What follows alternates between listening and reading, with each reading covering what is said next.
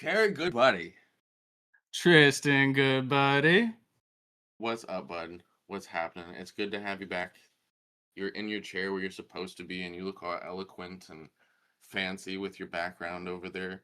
And this is for our YouTube listeners. And if you're not on YouTube, come check us out because this is going to be one of those episodes where it's going to be worth it. It's going to be worth it. We got a cool dude with us today, and come see his glorious face. All right.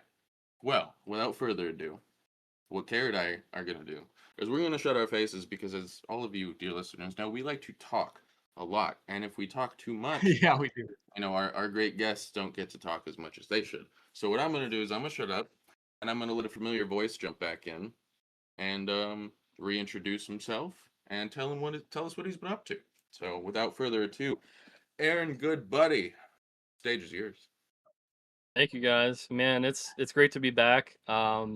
I know we talked a little bit about Woods and Forests Media last time, and that's the media brand that I use to film all kinds of projects, whether it's shows about ambassador frogs and toads or lizards, even a hiking show. We have all kinds of cool stuff that we're doing for the media brand, but one of the most unique is partnering with a nonprofit that I also founded, PA Woods and Forests, and the nonprofit is focused on the conservation work, and the media brand is focused on filming that. My media brand also um, actually put on an iNaturalist project as well that we had maintained, and we had like I think 10 people. We weren't going for how many people we could get in it. We were going for how many people could get how many records, and it's over. I think we're almost at um, 1,050 records for 10 people. And that's pretty good because it's not about an individual spring peeper. Imagine 1,000 spring peepers counting as one record. So if we have 216 records of the spring peeper, and it probably should be more, that's why I called everybody out in the episode, even myself, like we need to be doing a better job of getting audio and pictures of spring peepers because it's just another species that it's underappreciated, it's always heard, but man, it like anything else, anything can happen. So I think that was a really cool take from the media brand this year to actually host the iNaturalist project and get that kind of data going from 8,000 square miles of like territory that we're like actually looking at. There's so many things we could talk about. Frog Week 2026 is the launching pad for the new identity of Woods and Forests Media. The kind of episodes you could expect are going to be about education and research, and it's made for an audience. There's two different audiences we're targeting. It's kids from kindergarten all the way to college and families. And we want people to be inspired by watching it. I want people who are deep thinkers to come away with different ideas to thought provoke them, but also kids are going to want to watch some flashy stuff. They're going to want to hear the animals. Frogs give you both of that really cool scenes and also really cool sounds. So I thought it was perfect for everybody involved. But that's realistically what the project is. And I'll also share with you guys, I don't think I've shared this too much, but I think explaining that we are focused on for our Frog Week conservation project, making an impact on the populations that are in the most jeopardy, like with human animal conflict. So I go into deep forest, we go look for rare frogs and stuff like that. But my first priority is making sure that the populations around people are going to be stable, are going to be honored and respected, are going to have a community to support them. And I try to carry that banner into whatever town we go in. Hey, you have something cool, even if it is the spring peepers or the bullfrogs or whatever, or the pickerel frogs. I want people to be excited about them. And Yeah, when you leave an episode and you know that the town is behind you and like they love that animal, like that's their mascot, that's their banner animal, then you know that you've done your job because that animal is going to survive because the if the village cares about it, the village is going to keep it if it brings something to them. So Yeah, excuse me, but yeah, so that's kind of the mentality that I had for it for this year. that is a powerful introduction, and it is so amazing to have you here into the Hobby Hangar. Like, busy guy. like you said, there's a lot that we could talk about here. Um, you know, on the tail end of that, one of the things that really strikes me is the fact that you are aware of and leaning on the fact that when a community is aware of a critter, and its habitat and like what its role is, or just aware that it's there as a friendly neighbor, um, really increases their longevity, their ability to survive, and the noises and the sounds that we take for granted. I've started to, just in some of the videos that you've put out, like I'm hearing them and I'm going, man, they make beautiful songs and they're Yep. frogs, we take that for granted every day of our lives. But where did, if you wanted to start, where did your journey begin in the conservation side of this? I mean, from everything that you said, it sounds like it evolved pretty Yep. quickly from your origins, so Like, give where us did you a start? rundown of like Where are you at like now? And where do you really hope to go with it? I know there's going to be a lot to unpack in that whole question, but well, Yeah. like yeah, man. sprinkle in the beginnings of Frog Week. Sprinkle in like its origin story in there, man. Give us the deets. Well, it's ironic that we're going to be talking about it here because I'm actually still finishing the last episode as this is coming out, but I'm actually on the last scene of the last episode, and it's the origins of Frog Week. So um Sick. there's Very cool. That is what what good are the timing odds, right? then. It was Yeah. meant to be. Yeah, exactly. I think Tristan's probably heard a little bit of the story, but I'll definitely key you guys in. So when I was just starting out, 2019, I was in my undergrad for communications, and I was just trying to make a difference. I was like, oh, I really like frogs, and I had a couple at the house, and there was one specifically named Ace, a toad that I rescued from a pot that was in the ground at a plant nursery that she had fallen in. It's the same thing, the same idea as like a pitfall trap for if you're actually trying to catch them. But this toad fell in. Right. It was about 2016 at that time, and she had been so personality driven, and I'd never experienced an animal like that before. With the way that she was just so personable and like the bond that I got with her, and she was a very very young toad. I wasn't aware of the wild frogs and toads, their parasite loads and things like that. So there had been a time where she had started prolapsing, and there was a local vet who was known for reptiles and amphibians. She was actually stitching her organ back into her body, and Oh wow. uh, yeah, it was pretty bad. But she had gone through it. But there was a point where it started to just get to be too much, and there was like a 3-day window the vet gave me, like take her home, have her for 3 days, and then I'm gonna put her down. And I just wasn't willing to accept that at first. So I called the Pittsburgh Zoo, called all these places, and it was funny because like the Pittsburgh Zoo is not really known for reptiles and amphibians for one, but their herpetologist actually got back to me. Really, really cool, selfless act, right? Because I'm just a nobody, but he gets back to me and tells me a whole bunch of vets, and I called a random one. It wasn't. I think I dialed the wrong number, but it was the right person who ended up like actually getting me on track to understand what was happening, and she saved Ace's life at that point.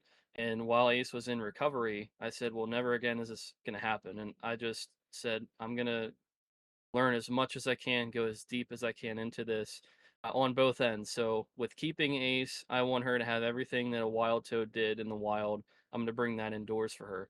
And also, I want to help the wild ones. So it really all, the origin of all of this is literally from Ace. It's really from an American Wow. toad in Yeah.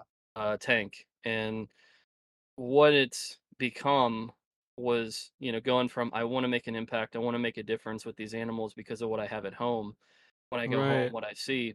So like, what could we do and how can we do it? How far can we take it? How far can we go with it? It led me to grad I was school. telling you For about, Garrett. That The is just the big crazy tank I was telling you about. yeah. That's Yeah, it. I love yeah. this story so much, dude. I That love yeah, I'm like leaning in, ready for you to keep going, man. It's like I just, and while we have you paused, like it's amazing the number of like positive things that come out of a rescue mission. Like, Yeah. and that can be defined in so many different ways. I just felt like this was another way in which I could define that scenario, where like you rescue something that rescues you and drives you in a way that is, more passionate than, an elementary desire to just chase dollar bills. Yeah. Like there's something with importance. Yeah. You see, What? Just you see why I told you you'd like this guy? I knew that story I would end. digress. Hoping he'd tell you. I was like, that story's gonna get carrot. I know it. I know it. So So Ace inspired it all. she did, and That's there was a promise that I made when I took her home from the vet that day, and I just said, I'm gonna build whatever it is that is gonna be the greatest American toad enclosure in like from a citizen standpoint. And I said, Right. I'm not gonna stop. I'm not gonna give up. I'm looking at this outside of school. I'm looking at this, even though that's not a part of my journey inside of school. Yeah. Like I'm gonna use every resource and exhaust it to the point where people can't even stomach me because I'm gonna learn everything I can, like things that nobody else is doing. Not even it has nothing to do with pride or arrogance. It's about like what I want to have for Ace. And nothing is Yeah. it doesn't matter how much it costs. I'm gonna like if it takes a few years to save up for it, like literally her tank was like 3 grand. It took a long time to save up for it, but the reason why it was so much and why it took so long is because they had to get dimensions accurate because I wanted to have an exhaust fan pumping into it. I wanted to have an ability for a fogger or a pump, like I wanted to have the ability for the tank itself to be alive. And to do that, I needed to have certain things a specific way. And yeah, it was a lot of money at the time, but the promise was that, but also that I was going to make an impact on these animals. And it was hard because people, when I went to grad school, didn't understand why I cared so much or why it mattered so much. And I still think that they don't get it, but the reality is this is bigger than just another guy writing another book or going out there to take another YouTube video. This is somebody's life. Like this is something that I'm Yeah. doing because like like this is it. Like Well, whenever and they don't have to understand.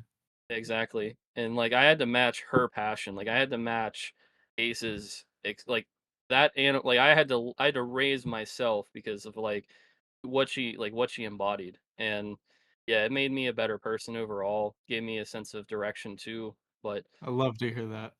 yeah, does that man, remind you of carrot? it was But so important. Go ahead. who does that remind you of? Like hearing what he just said, who does that remind you of? Man, honestly, I could come up with so many different stories, but like there's so many that lead kind of back to you, man. Like Bubba. reminds me of Bubba. It reminds me of Bubba, dude. He's our mascot here, you know. He Like, inspired this whole channel in a way, you know. basically, He brought you back to me in a way that yeah. yeah, he did, dude. Love you, Bubba. it, Sorry, I digress. it's amazing what these animals can do for us, man. And Yeah. that leads to me to my first formal question of this interview for you, dude. We are a hobby podcast, but we are also a mental health podcast. And usually these are questions that come from Carrot because that's usually his forte, and he speaks more eloquently than I do. But anyway, first question, bro, Shucks. how are you, dude? Like, how are you doing? How how have you been like since we last talked, man? How are things? How is this whole process affected you, man? How are you? How I you got a doing? lot of respect for that question. Man, that's why I like coming on here because you guys are so different, and I like having that ability to just share stuff. Like it's refreshing. Um, and we get into it. Like that's what I like about this too. Like we get into it, but um, I'd say this is a crazy time right now for a lot of different reasons. So um, We're right there with you, dude. We're right Yeah, there with man. I think everybody in the world's feeling that Woo. one. But you. Go on though. let me start first from the nonprofit and media brand, and then I'll get into myself. So the nonprofit right now, so I went back to school for nonprofit management because I think I want to try to create jobs out of this. I want to try to create something that's not on the western side of Pennsylvania, and I believe that we could invest in younger people in their 20s to be the next game changers in conservation. And it doesn't matter if it's an animal that looks like a skittle in South America or it's a rattlesnake. It doesn't like we could find a seat at the table for conservation for any animal. And like our projects are about ecology, and it's the rare, like the more, I shouldn't say rare, but the more obscure animals, millipedes, carnivorous plants, mushrooms, frogs and toads, and even Pennsylvania native lizards are going to hopefully get there. Um, like I reached across the table and grabbed all the chips of what I thought were cool, and like I found a way to sell that to younger people. While I was on the road after Frog Week 2025, you want to ask where I was at? I was actually in colleges and schools. I was selling a vision, and a lot of people didn't think of it that way, but um, a lot of people didn't realize what I was doing either behind the scenes. But going from a lot of nonprofits with seniors, and I'm not taking a shot at seniors whatsoever. They're very great people. They sponsor a lot of things, but in terms of getting a lot of field work done, you need younger people. And I went on a pretty good run where I ended up getting about 13 people from the age of 20 to 41. And some of them are going for PhDs, some of them are just inspired now to get into college, but some of them don't really care, but they're just so invested in the mission and the vision in the work. So it's almost like a head coach. It's almost like somebody who, I'm selling. Like I don't want to say a politician because of the way the climate is, but let's stick with a head coach. Right. It's more like a head coach going like to somebody's house to recruit them. Hey, come play for me. And you have to know what you're doing. You have to be genuine, especially with like the college age kids and the younger people overall. If you're not authentic and real, they're going to see through that and say, no, I'm not going to go help that guy at all. Like, why would I? Oh, And 100%. so I'm like, well, I'm in some of the toughest places with either I think the college students and I think the younger kids are the most genuine, authentic measuring stick. They're the barometer in terms of what we should be looking at ourselves in the mirror as. Like, if I can't impact these kids, if I can't impact these college kids, then I'm not going to reach anybody because they're both in different stages of their lives. But I think they have similarities of they're open, they're willing to listen, but they're also looking for leaders, but also who's real and who's not. It's probably the Absolutely. only two groups of uh, folks who I feel the most connected with because I'm in that all the time, all year. But yeah, so I was selling that vision, and it was just kind of funny because we went from like two or three people to then maybe like five or six people, then to 10 people, and then like it's just continuing. It's almost like we lit a match and we just poured gasoline on it because the way that people have really caught on to it this year more than ever before is like really that's what I was going for, and I've only taken my first semester. I actually switched majors, so I was only exposed to the material for a half, like not even a full year yet, and like I've already transformed my nonprofit in a way that like it wouldn't even look recognizable to the youth of like what it actually is and what we're trying to accomplish. So I'd say that PA Woods and Forest is on probably one of the biggest hot streaks it's ever had, and like we even got two interns. One is an undergrad, one's a graduate student, and they're both in environmental science. But it's crazy. Like starting from just a couple of people, an organization that doesn't even own land. We put other organizations in the spotlight and say, hey, look what they're doing, and we're partnering with them. It's just so different from what a lot of other people are doing, but it's working. So that's really been it's hard work, but it's also been very fulfilling to see people's lives change, like these kids who like never I know somebody never wanted to go to college, in and out, like difficult life, but now wants to potentially go to Virginia Tech and get a PhD for like entomology. It's like, how did that happen? And that's because all of these people in a group chat, everybody is so passionate and so positive, like lifting each other up. They're all around the same age. So it's that synergy that all these younger people have, and it's good because I'm excited because like I'm the leader, but I'm also a part of the group, which is kind of a weird way to see it, but I get to take a seat back and be proud of them and admire what we're doing, but also know that I have a job to do. So that's how I look at it. I'm leading a group of people and I want to do the best I can. But in terms of the media brand, I'll say that this is a very great time. I didn't finish the story, but in 2024, Ace had sadly passed away. and that was probably one of the most defining points of my life at this time in my life, and that hurt for a long time. It still hurts, to be honest with you, but um, what I could tell you is Ace was so box office that people were coming here from other states to want to meet her, and Wow. I didn't have a whole lot of supporting cast. I have some great animals, but if you look at it from a story standpoint, from a media brand, that's hard. You just lost you lost your Michael Jordan, your LeBron James. You Yeah. lost like who your brand was centered around, and that was a You lost huge part of hole. that identity. A part of everything died when she did, to be honest. And it's like, what do you do when that happens? That was such a hard thing to have to answer. And I don't know that I've really answered all of the questions about it. But what I can tell you is that I think this year in the field helped me to kind of understand some things that I didn't before. And Ace had a tremendous opportunity for 8 years to have been loved and be cared for and be given everything that an American toad could have in captivity. I wish I gave her more, but um, you know, that opportunity was there. She was a rescued frog, a rescued toad. But there are others that will follow her because of her that will have that blessing. So it starts from Ace even there. Like I got an educator permit and it's like, oh, I need to use it. Like it didn't just die with Ace. So like that opportunity for these other animals, like you probably seen Esperanza a lot in Frog Week 26, or like the emergence of Ananias, like a toad who we didn't even think was even like, why is he relevant? Like where did this animal even come from?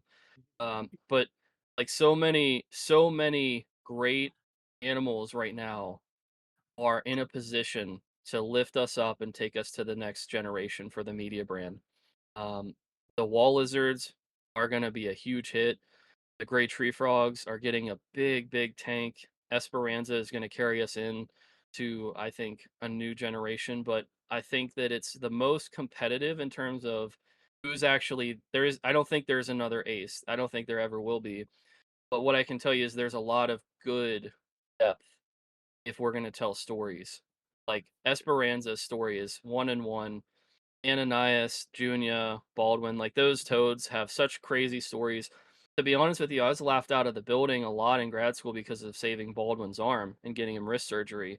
Um, I'm leaning into it though. Like instead of having like any kind of negative feelings, like, all right, I paid $2,500 for a toad to get wrist surgery. Like we're gonna lean into that. You best believe we're gonna have some great stories about Baldwin. Well, And bro, like, as what kind of ground are they gonna have to sit there and give you shit either? Even if they're just like messing with you, though. At the end of the day, bro, like to those out there that consider karma to be a thing, brother, you're stacked. You are stacked, dude. You spent a mortgage or like what people spend here in Phoenix on rent the majority of the time to save a toad's life, bro. To give him some wrist surgery. I didn't even know you could do surgery on a toad's wrist, bro. But here you are going out there and getting it done. See, so as far as I'm concerned, and from I'm sitting, and I think I might speak for quite a few people also. You know, at least a few of the listeners that I know personally. When I say this, the people that give you shit can go eat some shit. Cause bro, you're out there like setting the standard. Like, hey, if you want to be out here doing conservation, you're walking the walk and you're talking the talk, bro. Like, not very many people are out there gonna do that. Not very many people are gonna go out there, find a wild toad, a wild frog, pick it up and save its life. Like, I'm sure some people might try, like, you know, pick it up, put it in a cardboard box, do their best to feed it. Bro, you took that sentiment and then you went up like 30 notches, you know? Bro, let anybody talk shit. Let anybody talk shit. That they have no ground to stand on, bro. Like you're over here doing it right, bro. You were not only walking the walk and talking the talk, you're setting the standards for it, bro. You're doing good stuff, man. Funny Doing when good stuff. other people complain about how you spend your money or how you're living your life. It's you're looking at them just going, "Am I telling you that you need to do it? No, I'm saying that this is what I'm doing." right? mean, Like they should be able to instantly make peace with you're doing what you're doing. We need more people like that in the world. Anybody who's complaining needs to just mind their own business. let's look about it like this. Let's look about it like this. Let's say, God forbid, we end up like showing up. Aaron and I end up showing up to the pearly gates at the same time. We made our maker, right? And God's sitting there and going, Aaron, what did you do? Let's say you had $2,500 extra dollars. What did you do? Well, I saved Toe's life. Hey, walk right in, dude. You're a good dude. Hey, Tristan, you had that extra $2,500 that one time. Remember that, Tristan? Yes, sir. I remember. What did you do? Strippers Oh and man. and a tattoo. So, hey man, you're Hey, winning. there's worse ways. There's worse ways to spend $2,500 is what we're saying. No, Exactly. you could have just said I paid rent. Like No, no, no, you ain't gonna lie to God. He knew what I did with that extra money. He knew. You'd say the other one. Oh damn. The other 2,500, Tristan. Hey man. Hey man. So you He live in already a knows you spent the first half on rent. He was asking you what you spent the extra money on. yeah. Anyways, I digress. Oh damn. Something that I'm really getting from this though, man, before you continue, because I do want you to continue, we keep interrupting, is that you are a leader. And your role as a leader, like coach or this or the other, like honestly, there isn't a different leadership role that I could point to and go, it's like that one. Like there's so many unique leadership roles, whether it be in a community, different types of relationships, the things that need to be coordinated. Man, and you're taking charge. You're going back and you're learning more so that you can actually tackle this nonprofit stuff. I know a lot of people who want to start up their little knickknack website and make $1 million selling widgets, you know, and power to everybody who's out there trying to make a product. I love all of you too, but man, what you're doing is, you're legally defining it. You're taking these different steps and you're like going out there and making it happen, and that is the most awesome leadership role that you can fill. And you're going to continue to evolve in that leadership role, and it's going to feel weird when you're part of the team sometimes and part of the time you're like, I'm doing this leadership stuff, but like it's okay to be in both roles all the time. Yeah. You You know, interrupted, some of I the feel like, before he gets to the meat and potatoes, though, so we should probably shut up, Carrot. Oh, I'm here. I got no agenda. I'm here for you guys. Like I want this to be the best possible episode that you guys can have. So, no, I have no agenda. Like if it takes us 3 hours, like I'm good. I I love plan the attitude. I'm here for Oh, yeah. you guys. Yeah. I'm here for you guys. So, don't worry about that. We'll have as much All right. content as Tristan wants. Let's go, So, T. so we Um we covered woods and media. We covered the origin. We've yeah, covered, the leadership. But let's get to you, man. yeah. You That's what I was you've told just you've gonna you've say. told us about your some of your journeys and some of the steps you've taken there. But I want to know how your head and your heart's doing, dude. I want to know how all of this has affected you. And I think you were getting into it when you were talking about Ace, Mm, and then Carrot and I with our big mouths just had to start talking. But let's get into that a little bit, dude, because I want to know what it's like, emotionally and mentally for someone to take on a project like this, because I feel like you start to gain a relationship with the animals, like the community, the landscape, even. I mean, that's how I feel when I get out in nature like that, man. I start to just, I feel like, get a relationship with the land, and it does affect me, dude. It really does. Um, so what's that like for you, dude?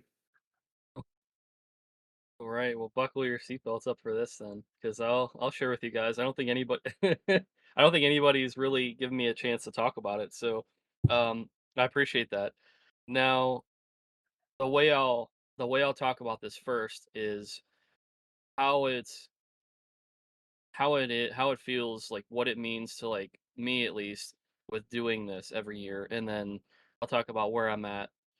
So I kind of look at the season like athletes look at their season, whether it's a football player, a basketball player. Like this is legitimately from February to July, like the season where there's nothing else. That's funny. An ESPN notification just came through, but anyway, um, yeah, this is legit. Like to me, this is like the season. This is what I've been preparing all year for. I look at it in three phases. So the first phase, I'm on the road recruiting, I'm on the road looking for people and catching up with like what I didn't get to. It's hard because you might get leads to things that it's like, oh, I should just drop everything and go after it. But you have to show discipline. Because if I go after a lead and forget or miss an opportunity in the field, there's maybe one night out of the whole year, I'm going to get the footage I'm going to need. And if I ignore that or I put it off for something a little bit more selfish for following up with the lead, then I did a disservice to the whole project and that animal. So it's almost like being on call at a hospital because you got to be willing to go out right now and the drop of a dime, you got to go. But you also have an organization and you have people that you're dealing with. So it's very hard because some people don't understand that I have to be in the field on this night right now, or I should have left 15 minutes ago, but I still want to get back to the individual or to the organization. So trying to find that balance, it's probably not realistic, but it's always something that you aim for because like I'm very invested in it. It's a long season. It's a marathon. It's not a sprint. Every animal though, it is a sprint because you have a couple of nights every year for the wood frogs. You might only get maybe a couple of days across different weeks, or even different months for like the toads or even the great tree frogs and even the pickerel frogs. Like there's windows of time.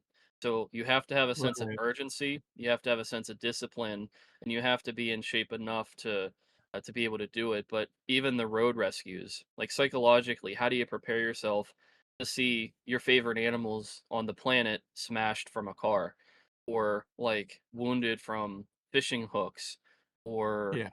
like something hurt them and now you've got to answer that. So like having the agreements with like other rehabilitation centers to take these animals in, um like psychologically, man, it's hard in February going to bed and thinking like, not only are you going to have a chance to see your favorite animals, but in just a few weeks, like, and I don't want to paint it in a dark context, but some of them are going to be killed. Like having to get yourself psychologically ready um Yeah. for that kind of Yeah. torment, you know, and that's in the early years that was really hard to prepare for because it was Yeah. so like I had no way to prepare for it. I had no idea that that's what I was going to run into on a rainy night on any given night. So over time it's gotten a little bit easier. I don't want to say I'm desensitized to it because it's still raw, but that's a very challenging task. And being willing to take animals in, whether it's to help them go to a rehab or even doing it myself, like psychologically, that's hard. Um, but I do look at this like it is a season like athletes do because this is a deliverable that it's for in a way a championship. We're championing this conservation project that's going across Pennsylvania and even reaching outside of it. And people are looking to it as a deliverable, like a grant every year, and making sure that it's not just about what we're doing for the people, but also for the animals. And so looking at it, there's a lot of pressure that can go into it because it's like if I was working, I missed a night where I could have been road rescuing, and if I was road rescuing, I missed a night where I could have been in the field where an animal might have also needed me. So it's hard to understand that you can't be everywhere all the time, but you have to be somewhere most of the time. And philosophically, that's very draining, but understanding that um, it's isolation ball at the same time because you have to understand and make sure that people around you that care about you understand that I might be missing in action for a couple months. I'm not going to be able to go and get breakfast or go and get lunch because I got to go drive out to a school to do a presentation right after, I only had 2 hours of sleep because I was in the field filming an animal. So, and it might have been raining and nasty out and muddy. And so you're exhausted physically, got to get up and then go to a presentation for kids and then either go fly a drone mission the next couple hours, or like doing a fundraiser, or like going and meeting with the media, or like if somebody has concerns in the organization, or having meetings. So understanding like there's pressure, there's also mental and physical stress, but there's also like isolation that can come out of it. And if you're not mentally prepared for that, then it's going to eat away at you. And there's some times where the stress can Yeah. become unbelievable, because it's like I have 13 things that I need to do in 1 hour and can't do them all, and know that like whatever I accomplish, I still have so much more to do. So yeah, and I'm not going to air out all of my problems. I'm just saying that there's a lot that people don't think about what goes into it to be able to make this happen, and to have a good headspace to accomplish like each animal following their story and telling their story, and what that means for the individual who's doing it. So I Bro, just sent let me all. jump in there real Yeah, quick. Let me jump yeah. in there real quick. I'm gonna tell you something I once told our good buddy Nipper. I'm gonna need you to put down that humble pie, bro. Bro, airing out like airing out your troubles to us. Like think about this. It is a podcast, but we are the boys, bro, and that is what the boys are for. You know, and like you sharing that with us, like that means something to us. I'm gonna tell you that right now. Like that means something to us, and I think that a lot of your viewers and a lot of the people around you, when when they hear that and they get that context, I feel like they will appreciate not just your content but just the story, man. They'll appreciate it that much more because, bro, I can tell you firsthand how draining it is to be out in the woods when it's pissing rain on you in the middle of the night, and you're out there doing something you gotta do. You're doing something you gotta do. And a lot of people won't understand, like they won't understand why you feel like you gotta be out there and you gotta do that. You know? They won't understand it. That's They not don't that's gotta. not for that's not they don't have to. That's not for them to understand, bro. What is important is that you understand that what you were doing is worth it, bro. And you're out there literally, breaking yourself because, dude, going out in the woods, like it can be dangerous. It can be, especially if you're by yourself. I speak from experience. I messed myself up stepping into a hole. All right. If I didn't have a squad of dudes around me to pick me up out of that hole, oh, done.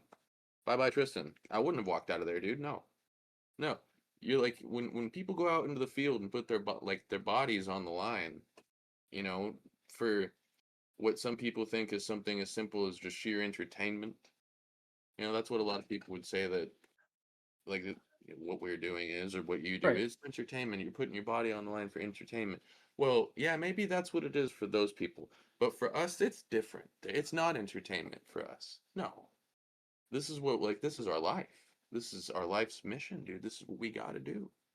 And Yeah. if they don't understand that, that's okay, bro. And frankly, I really respect the fact that you're telling us, like, at least as much as you did. And if you want to tell us more, bro, feel free, because I don't think anybody's going to sit there and say, oh, look at him, he's complaining. Nah, fuck that, because most of the people that would say that spend most of their time on their fucking couches, bro. And that's the truth. That's the truth. Anybody who's been through it, and anybody who's been through it respects every word that you've just said, man.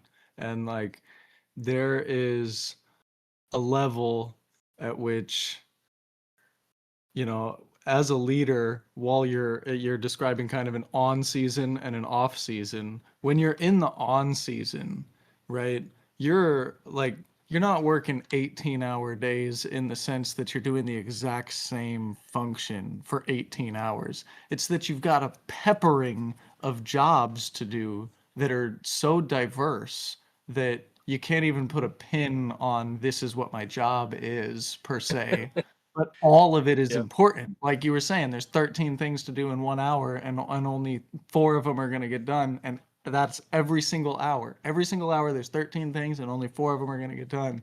So how are you going to shuffle the cards as you go all the way through? And it gets super overwhelming when you're in the on season.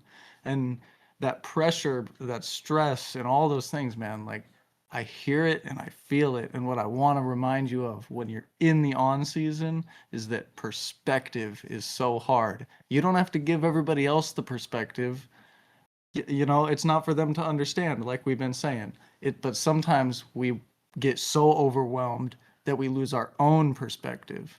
It's only when we're in the off season that we see the whole perspective again from the calm, and we're like, oh man, I should be out there doing something. But you're bored. You can't. It's the off season, you know? And so what I'm saying is when it's the on season, when you're overwhelmed and stressed, to like just keep going because that is just so awesome to see. And I have so much respect for you for being able to power through the fact that only 4 of 13 things are going to get done every hour. A lot of people quit or give up because of the nature of that. They feel like they're never actually accomplishing it because we're ambitious. We want all this to get done, you Mhm. know? But the fact that you got those 4 things done in the next hour, you kept doing, you looked at the next list of 13 and you knocked 4 more out, you know, no matter how tired you were getting, this and the other, like that drive is extremely powerful. And I respect the hell out of that. And anytime that you're in a state where you're extremely overloaded like that, or you feel like you're not enough, this is the key part. If you feel like you're not enough at any point, or the loss is wearing you down, man, like you are more than enough. Just doing 4 things out of 13 is way more than enough. And you keep doing it, and that's what a lot of people don't realize is people who are super successful, they don't get 13 out of 13 things done every hour. They get 4 out of 13 done, and they do it consistently. They do it consistently in the on season, and then they take a rest, you know? Yeah, So that was deep. that's I what I got to appreciate say that. about that, man. I appreciate you guys. Um, Yeah. We I'll just appreciate you. Yeah, dude. I'll I'll explain here what it is as a three-part. I look at it, we talked about as being a player, but also the coach. As somebody who's like a coach, the way that my season goes, at least for the nonprofit, is the on season, like you guys said, the season itself. Um, so then we have kind of the second phase, which is the road with recruiting. This year, I think we're gonna probably build in like this is when we build habitats, is like after Frog Week. I think that's gonna be like healthier for me and also more fair to the people and the organizations that we build the habitats for because they're not splitting time with anybody. Uh, so I'm recruiting, trying to like get more people, selling the vision, building habitats, and like doing small things in the field still, even though it's not filmed. Um, so we're doing all that, and then probably the most important time. It isn't necessary. I don't think necessarily it is the season. I actually think it is the winter because from probably December until February is like this is when everything gets planned. So whoever we're working with, whatever nature hike, whatever species is the target, whatever animal is the cover animal, like all of the decisions have been made. And what you have to do then is just follow through and execute. So all of that Yeah. hard work that goes into the winter, and that's what I was trying to get some of these guys to understand. If you want to get like an environmental job or even a media job, understanding like you could be a field technician, but you if you want to be a leader, you also have to be able to do paperwork. You have to like govern yourself in the times when nobody's watching. Because if it was undisciplined, if it was unorganized, then every frog week would be a disaster because we wouldn't know what we're doing, we wouldn't know what the direction is or where we're supposed to be at. But understanding like how it works, at least right now, there's 3 phases, and what phase I'm in, and trying to communicate that well with people. I think it helps them to understand where I'm at and what I'm trying to accomplish, but also they get to see a process. And for those who are like with me this year, especially more than ever before, I wanted to invite them in. So like in the same group chats we're talking about, I'm saying, "Hey, I'm doing this, I'm doing this, I'm doing this." And people have changed their perspective. Even people who work with me in the field or who've been with me for years are like, "Wow, I didn't know you had all this to do, or I didn't know you were doing all this." And it's like, "Yes, because I wasn't as transparent enough explaining to people what actually goes into it, like a budget, like I just told you guys, or like what it means psychologically to one person doing it, or what it means taking a step back for a night in the field versus the whole story we're trying to tell, or like what those individuals are trying to accomplish with their careers. Like all of this exists in the same space, and understanding that and trying to explain that to people, younger people who are in it, but also the followers who are also interested in it. So it like even though it's the off season, um there's still something to chase. So for me, I don't necessarily look here's I guess the best way I describe it, because I'm a huge college football fan. I love like the championship, and like after the team wins, you see their exhaustion, you see their excitement, their celebration. When I get to Frog Week, it's almost like I'm on that podium and I'm celebrating and holding a championship of like what we accomplished that year. That's what it feels like. And it's a huge drive to wanna pursue that every year because you know how much work goes into that feeling. How much work it's almost like when somebody wins the Super Bowl, like, what they like, how emotionally invested they were and exhausted, and you could finally let it out and finally say, "We did it," like, "We accomplished it." Like, I don't even listen to music that says "We did it" until after Frog Week because I'm so invested in wanting to get to that moment, and, like, I'm Right. chasing that, but I think it's a healthy chase because I know what needs to be done to get there, to get back there every year, but I've also been trying to be more transparent about it. So that's probably the best way I could describe it, is like what it actually feels like and what I'm actually doing throughout the year. Right on, man. Dude, what a ride, bro. Like, what a ride. That's, I mean, And Frog Week, I'm gonna be following through with it. Like, I want to indeed. see it next year. I'm gonna, v- Yeah. everybody out there, just remember after the emotional takeaway of the day, Frog Week, go check it out. Amen. Would you ever consider taking Week like all across the country? Like, would you ever try to come to Arizona? Dude, like there are spots in this desert that I can take you and you'd forget you're in the desert. Like there are spots along rivers and lakes I can take you where like you'll see shoals of tadpoles go by and you're like, what the fuck? Like we have Sonoran desert toads out here that are pretty dang cool. We got spadefoot toads. Like I would love to see you come out here and work your magic out here with what we got out here because most people think about this desert and go, amphibians? What?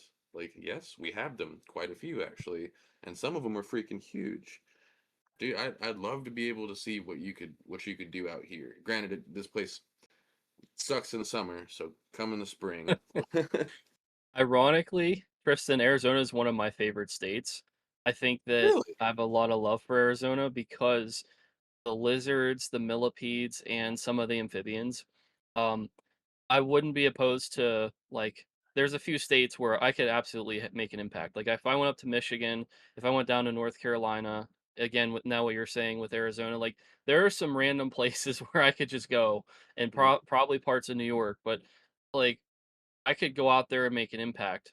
I think what like if we were looking in hindsight, what could be special, me coming out and being a part of other teams that are a part of Frog Week. So, like, are there other groups who have stories to tell across different states and how we can impact? Like, it doesn't necessarily need to be Aaron who's in the charge, because what you guys experience in Arizona, there might be somebody out there in the state who's just waiting for this. Like, the fuse is there. They're just waiting for somebody to just like get the lighter and just start sparking it. And if there's somebody out there like that, it might make it more interesting to have groups who care about their communities. Because if I come out there, and I come out there even if it's a couple of times a year, the impact that I'm going to have compared to what you do is significantly less. Like what you're able to see on a daily basis and what you can like do actively from like a live feed basically, like in the moment. You can go and adjust something, like let's say a pool of water has no Hmm. water and you just went to a local gas station and bought 50 gallons and then you dumped it into the pool of water. I couldn't do that because I wouldn't even know that happened, but you would. So like Right. the proximity is probably more important in terms of who's in the driver's seat, because you want that person not only to be invested and passionate but also like part of that community, because it won't matter to me as much as it would to somebody who's lived in Yeah. Arizona and who's been Yeah. there and like this is their life. You know what I mean? So I don't want to take that away from anybody either. So to be clear, what you're saying is everybody is able to help in conservation. That's what I'm hearing. Absolutely. Absolutely. And it actually is awesome to realize and, transparently tell people like, look, I can't go and magically solve all of your problems, but I can inspire you to solve your own problems. And I mean, as your network grows, I mean, you've told me you started with a couple of guys, now you've got more people and more people could get involved. You never know what happens in a couple of years more. More people talk to you, you reach out to people in states that are going, "Hey, I mean, I don't know how to do this thing, but Hmm. bam, now you have an ambassador in another location and they don't want to go into it blind." So, we got folks like you. I mean, whatever the conservation project is, it takes helping hands. And so, what I'd like to add to the little conversation here for everybody listening is that when you hear something like this, don't just think, oh, that's awesome that this other person is doing it. Ask yourself how you can be inspired to help, whether you actually reach out to that person to help them or just it inspires you to help in other ways. Back to you. I don't want to take away from the opportunity to come out to Arizona and even work with you. It's just that just giving you a realistic answer of like what if I were to ask somebody to do it in Arizona or if I were approached, like I'd want to see somebody who's a part of your community because like I can't match their passion for Arizona. Even if I love your state and I care about it, Yep. this person lives there, like, man, they're in the grind, like, they're not coming to Pennsylvania and saying this. I mean, I would hope they wouldn't do that to me, but, like, you know what I mean? Having Perfect that answer, though. respect. Yeah, that's a perfect answer. Like, not I wouldn't have even thought that route, to be honest with you. Well, at least come and hang out. At the Oh, very least, come absolutely. hang We out. could still get Let's have a shots barbecue. and I was Yeah, saying, I'm like, if you came out twice a year, to your point, it's like you could come out and you should come out because we're not taking away from that. That would be a great opportunity for just come hang you to out at help. the It'd very be a least. great opportunity for people to learn, for you to share.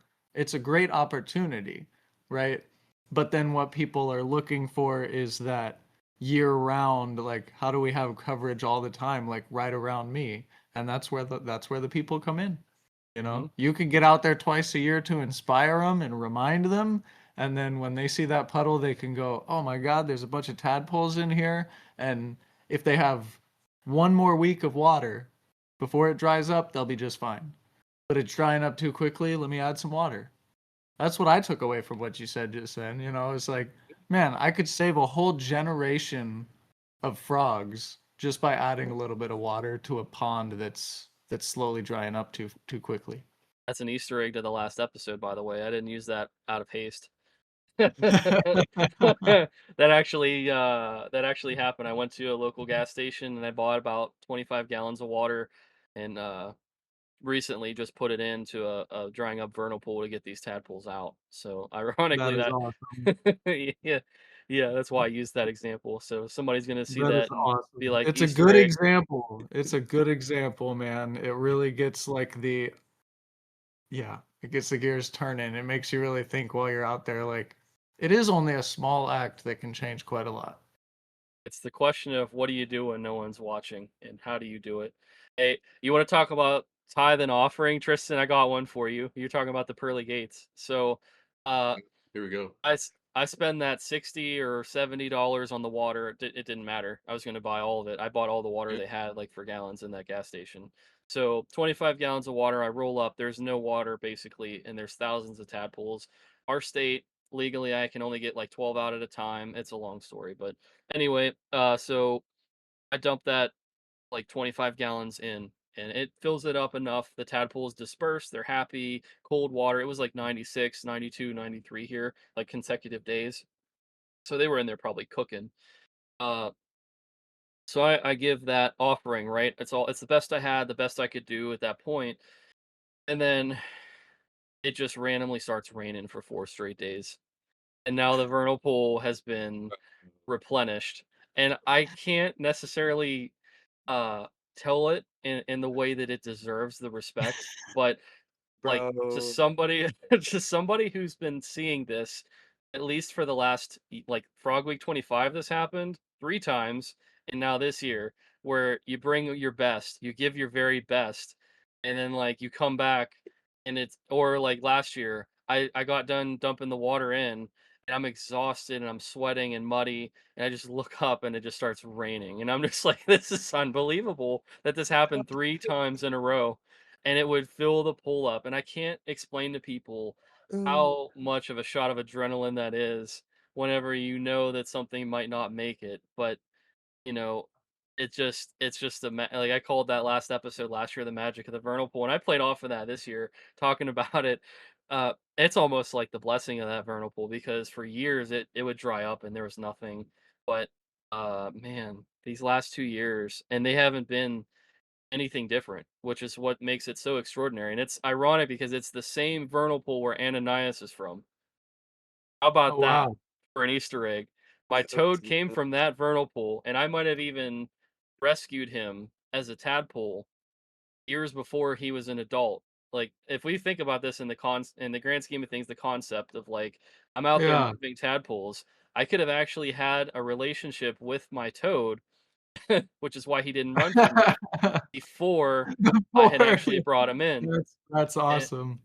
yeah, it's just crazy. It's I don't know how to explain that, especially psychologically when you're like, the tank is running low and you see that, like, man, why wouldn't you spend 14 more nights in the field? Because that just is a shot of adrenaline. It just lights the car back up with fuel, man. I mean, there's nothing different. There's nothing better than seeing nature actually like work itself out or like seeing nature take over, like seeing the rain come at the last second when it had to happen or else they were dead.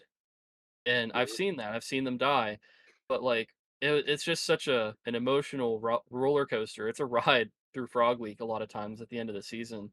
And thinking about the grand scheme of things that there could be a toad right now that is a tadpole that becomes an adult 5 years from now that I end up rescuing, that I had saved and pulled out of that puddle or I brought water to it and it developed.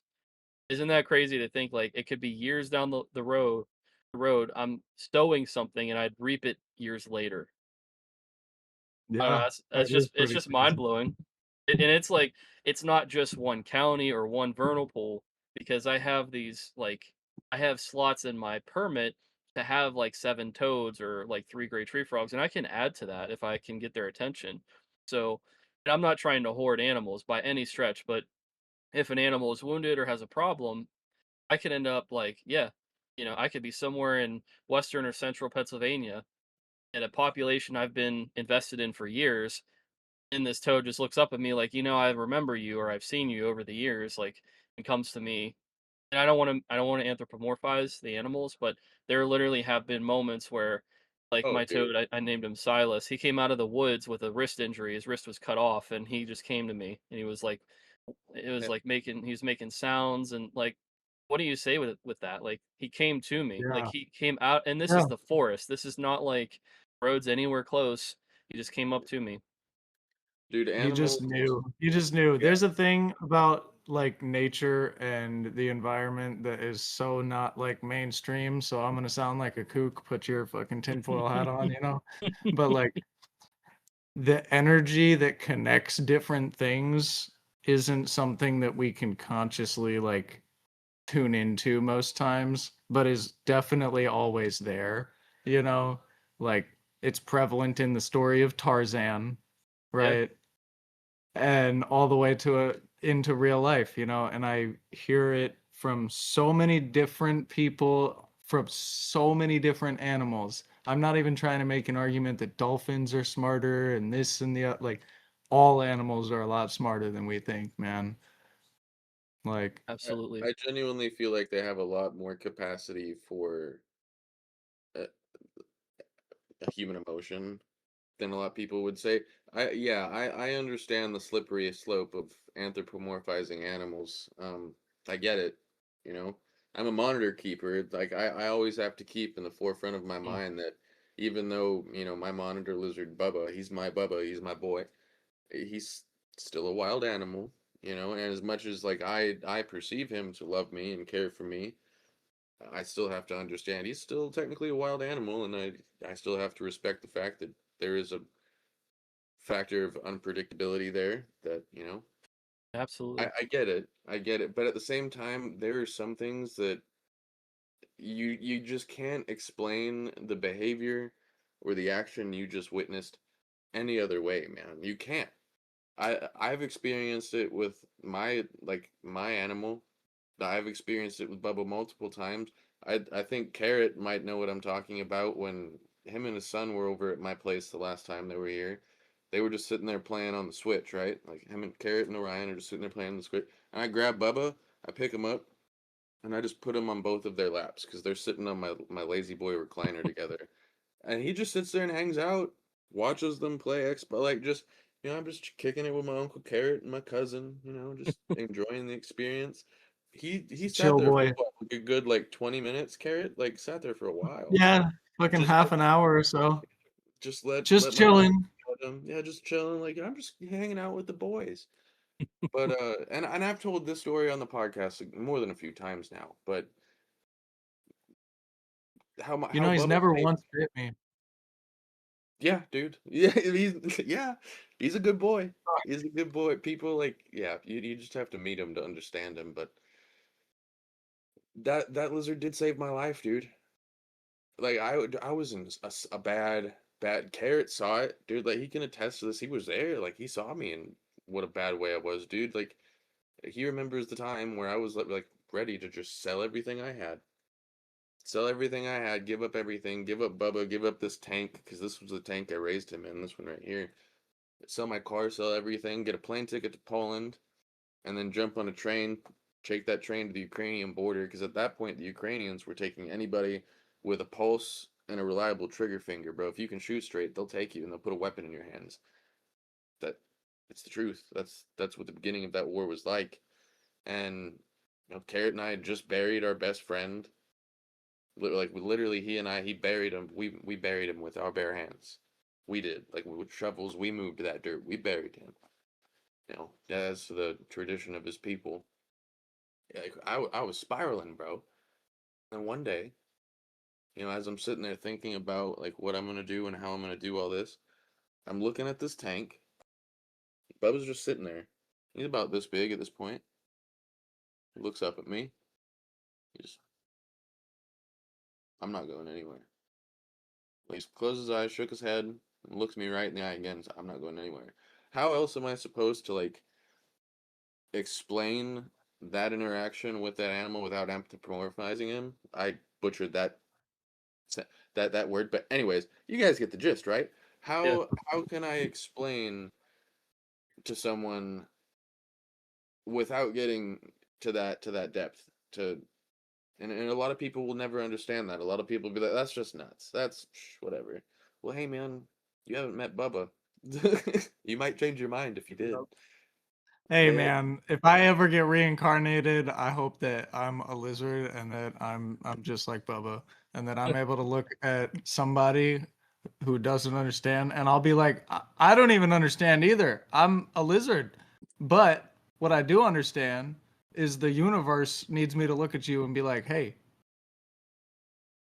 we're good." Yeah? Yeah, we're we're good. All right. And then we keep going, like or I'll get reincarnated as a tree and somebody will like lean against me and read a book. They won't have books.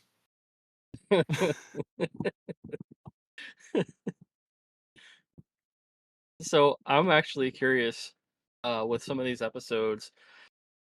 I do this with a lot of different groups, but what was your favorite episode that you got the chance to watch? Or if you don't have one, if you have a couple that you want to like just kind of, oh, it was this one, this one, this one.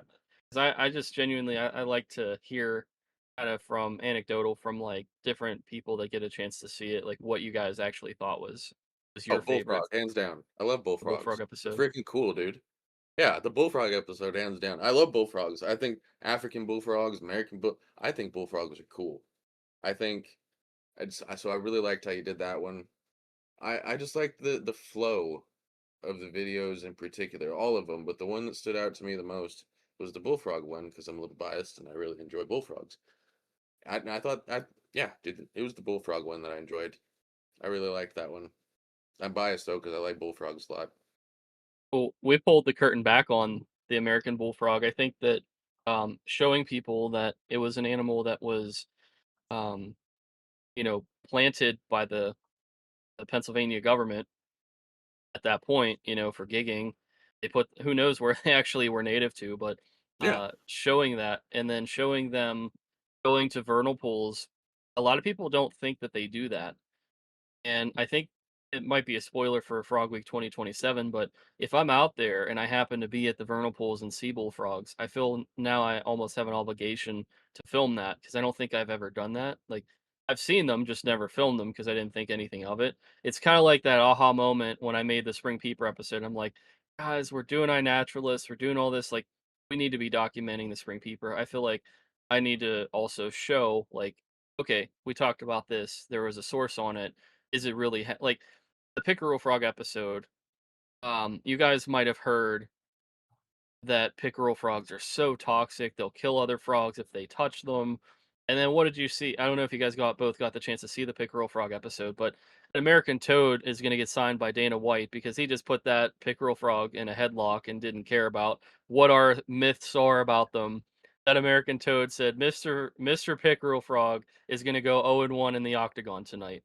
And that's well, exactly what happened. the one of the reasons I'm into bullfrogs, dude, they it's just they're a horrible invasive. Let's put that out there right now. I'm not endorsing and saying non-native invasive species are good things. No. What I am saying is I appreciate the animal for what they are because they're so adaptable. The sheer fact that they can eat something that for the longest time was given the moniker a death sentence if you eat this. That's freaking cool, dude. And like let's put this into perspective, right? Look at the cane toads in Australia right now. Monitors are getting killed by these things. Saltwater crocodiles are getting killed by eating these things because of that bufotoxin. So the sheer fact that and I don't know what it is about amphibians and the toxins they create. It's insane. Like look at the dart frogs, for example. The toxins that these animals are capable of creating and secreting will blow your mind. Like the scale and range and level of Mhm. nasty is pretty insane too. Like you go from just a rash or maybe some blisters all the way up to you touch that, you're gonna die. Like you're gonna yeah, night night. Yeah, Don't touch that thing. Dude, it's insane. So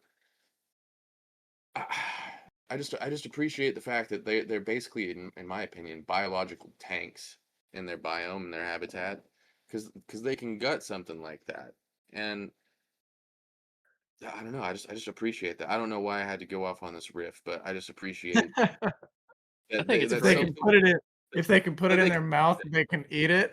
and I think that's survive it. great. Yeah. It's fucking cool, dude.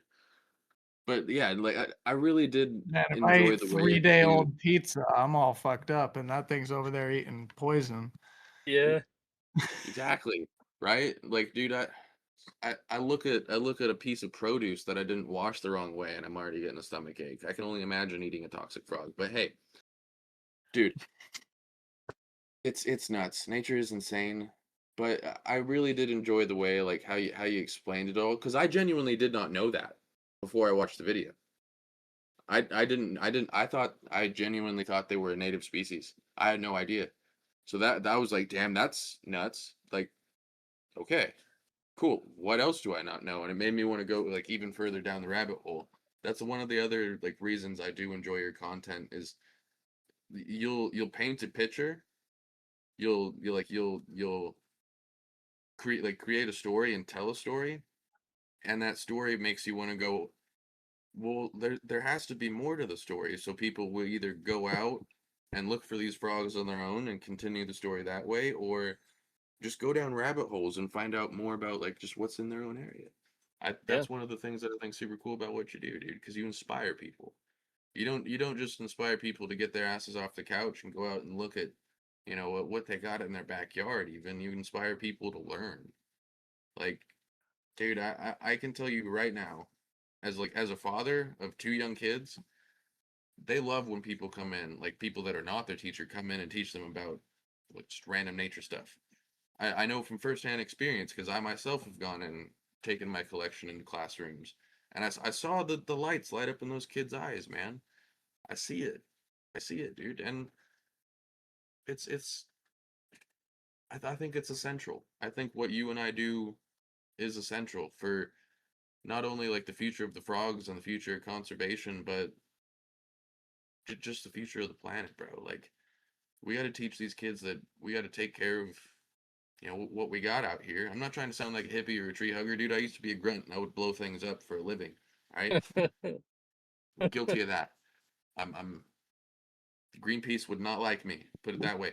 But at the same time, I really do think that we need to teach these kids, hey, we only got one planet and we share it with a lot of different things. So we should take care of it. We should take care of it. And it starts with dudes like you and sometimes dudes like me, because I'm an amateur at it. Like you're out there putting in the real work, dude. I just go into my daughter's classroom. That's So a dungeon though, man. Because like think about all the things that take place in the classroom, and you're out there, and that's oh still worthwhile. I'll say the bullfrog. It's really interesting when you try to look at the roots of where did it actually start in Pennsylvania? Like what counties was it actually in, or where was it? And to know that a lot of the bullfrogs we're seeing probably came from like Missouri is like a weird thing to think about, but it is true because that's where they got the bullfrogs from when they were trying to put them across, yeah. county lines and some of the mountainous locations. It's like, were you actually here when you see a bullfrog? Like that's what goes through my mind. Or have you been very fortunate that somebody brought you here? Because like I think we might actually find that answer um, accidentally because the more habitats change, I think it's going to be harder for bullfrogs. And I'm not trying to be a downer because I know you like them, and I don't have a problem with them either. I'm not here to disqualify them at all. I think they're amazing, but um, I think that it's going to get harder for them in certain locations to survive. If they were always there, then they'll find a way. But if they weren't Mhm. always there and they were just always propagated and brought there as a tadpole, then eventually I think that's going to run out.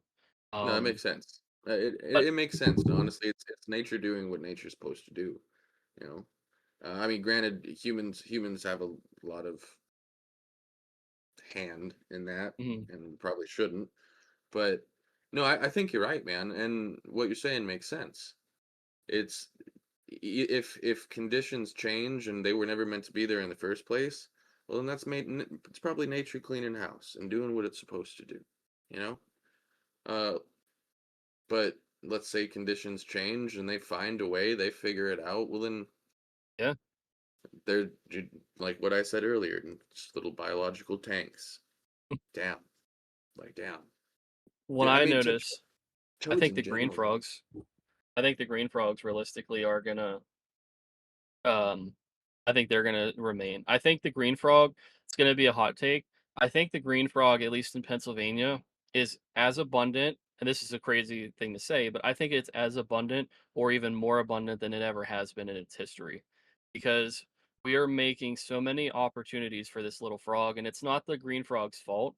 Because I was guilty of saying, oh, like, they're a nuisance, but I think I've really changed my mind on them in the field this year. And I think that's great that, we have the freedom to change our perspective on things. And like, I'll be the first to admit when I'm wrong. And I just think understanding 113 years ago, there was some dudes who were writing reports in Pennsylvania saying about how the green frog was always abundant. And when you think about how it was just probably the frog everybody saw, but they thought it was a bullfrog. It changes, at least for me, it changed my perspective. It's like, well, are they a nuisance? Yes. Do they carry coronavirus? It seems like maybe more than the other frogs. But at the same time, man, if they're always around, we can't fault them for it. They survived gigging, they survived deforestation, they just survived acid mine drainage, they survived human habitation, They survive stray cats. Like they're survivors of so many things, and it's not necessarily fair to for what I was even doing. Like I don't want to say demonizing them, but making them seem lesser than because they're a predatory frog. Um, I thought that was really surprising to see 113 years ago that there was a I mean, obviously I'm looking at databases as well, but like I was really trying to find published literature as well cuz sometimes there are places that can have propaganda and I don't want to get into all of the tinfoil stuff like we were I don't want to carry that over with this, but sometimes you have to watch even in published books there's propaganda and I want to be very gracious how I say this, but, like, the pickerel frog point that was made in a Fish and Boat Commission book was propaganda. Like, there is no like, I was trying to find who said that first and go through the generations even a century ago. Who was the first person to say, "Oh, I put a pickerel frog in a bucket and it killed other frogs." I don't understand where that came from. Like, when I do road rescues, I've never seen that. Like, if an animal was so toxic the toads would avoid it, then you would see that as soon as I road rescue them if it's in the same container. Ananias was in the same container that a pickerel frog was in hours before him. I think it was the Frog Week 2023 or 24 pickerel frog episode. I like literally take it out of the container and it's on a lid and I set it off at a pond and then it jumps away. But it was literally like right after that. It would have probably been 2024. Um, he's alive right now. Like I don't know what to say, but these like so the reason why I say that is because there could have been propaganda, and that's why I wanted to look 100 years ago. What did the bullfrog do? What did the green frog do? What was the American toad like? So I'm trying to make sure that I sort through what they want you to believe versus what was reality. And then I'm trying to be realistic as to how I tell people. Yeah, No, that's a no, difficult thing to do. It is a difficult thing to do. I mean, you're touching on the fact that, like, common knowledge comes from the fact that this is a certain saying, oh, bullfrogs this, or we never touch that type of spider because they this, like, common knowledge just becomes common knowledge from 100 years ago. And I'm not saying it's wrong because a lot of it is good. In fact, there's some stuff that we've forgotten that we need to remember, you know.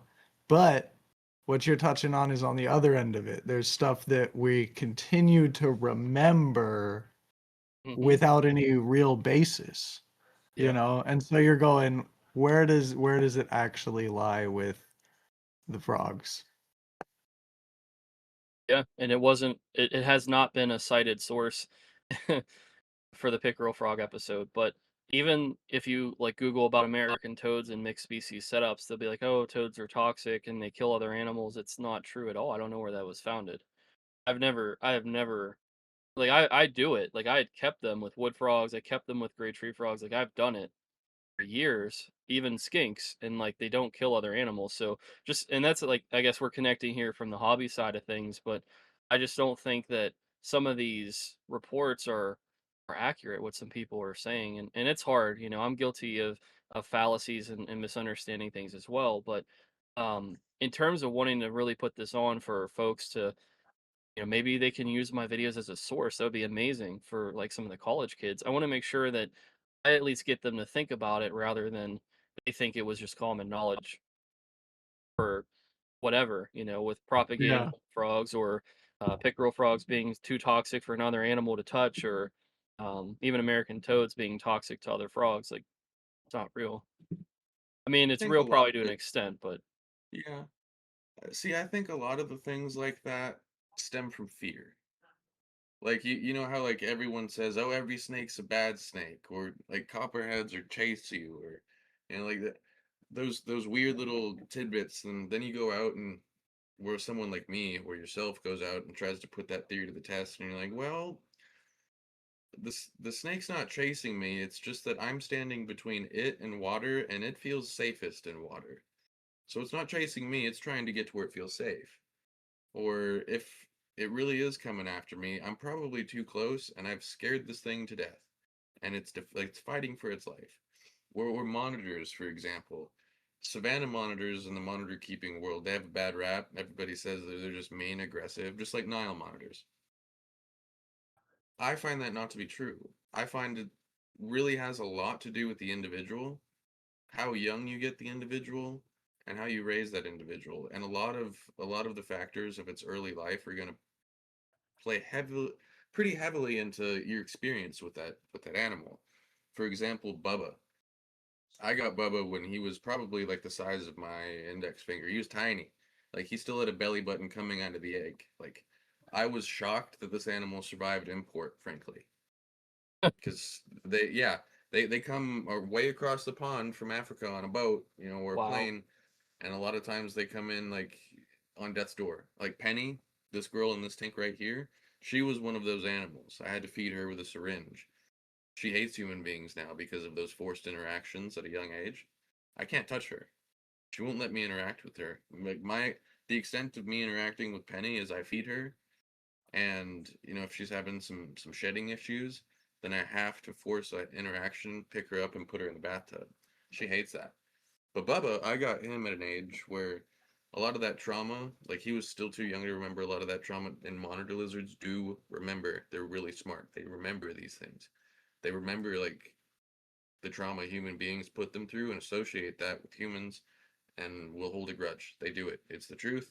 Anybody can argue with me on that, but I've seen it happen I've seen multiple times. roosters do that, man. Like they imprint what human behavior is going to be like Mhm. during the first few weeks of after coming out of an egg. Like not imprinting like you're my mother type of imprinting. It's a different type of memory, you know. There's flashes of experience that Yep. only sets in those first few weeks with small animals like that because they don't have enough brain power, to be frank, to No, no, not quite yet. process constant amounts of like they're not retaining memory constantly, right?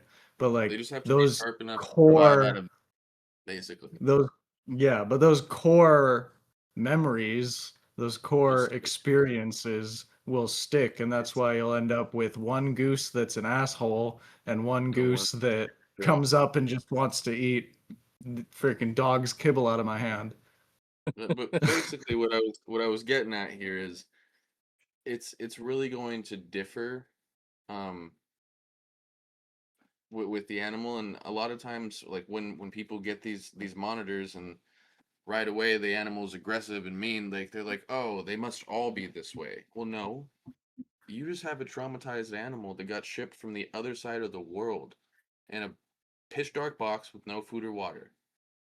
It's Although traumatized. to be fair, Mm, even if they did get one that had no trauma, we're still it talking was, nature versus nurture, yes, and yes. there is still the nature aspect of it. I mean, I've had a dog that, you know, goes through the worst sorts of trauma and is still wanting to be the best good boy he can be, you know, That and was then other dogs who are like really good, like nothing has ever been done wrong to this dog, and yet they're a nightmare, you yeah. know. Take a dog whisperer to sort that one out. But Individuality is a big deal. It is underrated, I think, still. yeah. But like what And I people what go, I'm "Oh, you're trying to personify the damn thing or whatever." It's like, no, we're trying to say that all of them have individual characteristics. The yeah. same way that all your dogs have different. You can have 7 dogs in your household, and not one of them is the same. They all have completely different characters, you know? And you can have that all the way down to the littlest thing. And it's only people like us, people in hobbies, people who are passionate about said topic, who actually are aware of that. I mean, Yeah. even with um, one that I was fond of was the tarantulas and stuff. Is like I don't think about it that way, but there are other people out there who are looking Yeah. at a handful of different tarantulas, and they all have completely different characters. Yeah. And I Different think that's a beautiful characters. thing. So I think But that's kind of something that we're touching on with some of your frogs and stuff too. Well, yeah. Karen, What I I'm want getting. to hear. Oh, sorry. Oh, you're good. No, I'll just finish my little blurb. What I'm getting at here is like I think a lot of these stigmas, a lot of these like old wives' tales and things that like all frogs are bad or this snake is bad. I think a lot of it just stems from one person had one bad experience with one individual and it kind of just turned into like the modern lore. Like for example, like one dude got bit by a copperhead that he thought chased him, so now everybody thinks copperheads chase people. One person got a savanna monitor, or more than a few people got a savanna monitor. It turned out the experience wasn't that great. Now all of a sudden all savanna monitors are mean. Well, I think what happened with this frog was one dude was out walking his dog, that dog licked the wrong pickle frog, and now we got a dead dog, and now this guy thinks that pickle frogs are the devil, and it just turned into lore. So that's my rant. That's it. All good. I wanted to hear, Carrot, what you thought, because like you also have seen some of the episodes. Uh, did you have one that stood out, or one that like you found more So interesting? I won't necessarily name like which particular episode, but instead my other bias. Um, like I really like putting stuff on in the background. Um, and so like I've got a certain number of videos that I put into a playlist where I'm like, I could just have this running in the background, even if I've heard it like 3 or 4, 20 times, right? Like I like how some of them are broken down where like there's portions where I'm listening to you talk and stuff is happening, and then there's other portions where like I'm just enjoying the video and the audio and like watching, you know.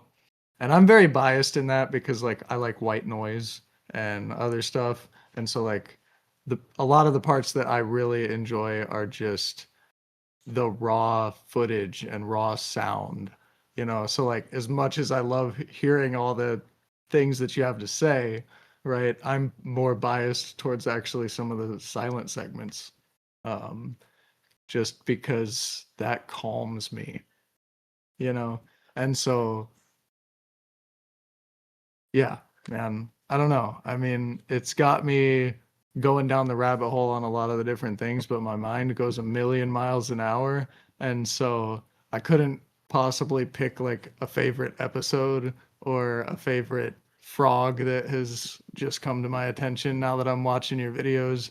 Instead, I would just kind of like say that my favorite thing from that experience and watching through a handful of videos is kind of the excellence in like, here's what's being said and then some pause for content, that allowing the space for me to just sit and enjoy the critters, because I couldn't be out there in the field watching them like that, you know and there's a lot of places where it's like, oh, here's like a 5-second thing and now back to it, so I appreciate that.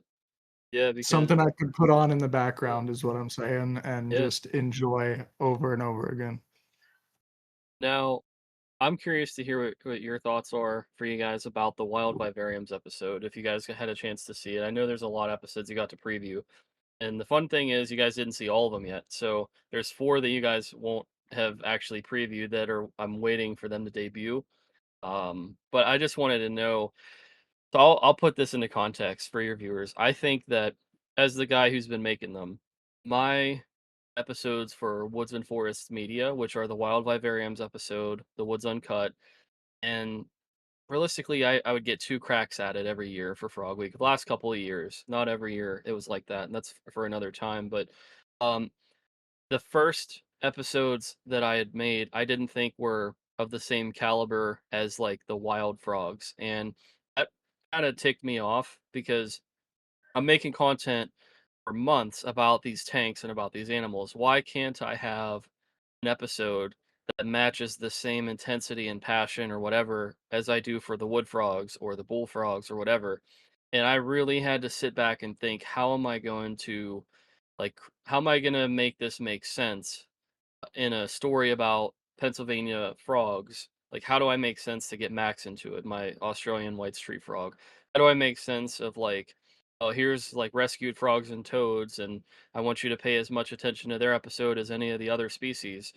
And I actually, it was the only episode so far for Frog Week.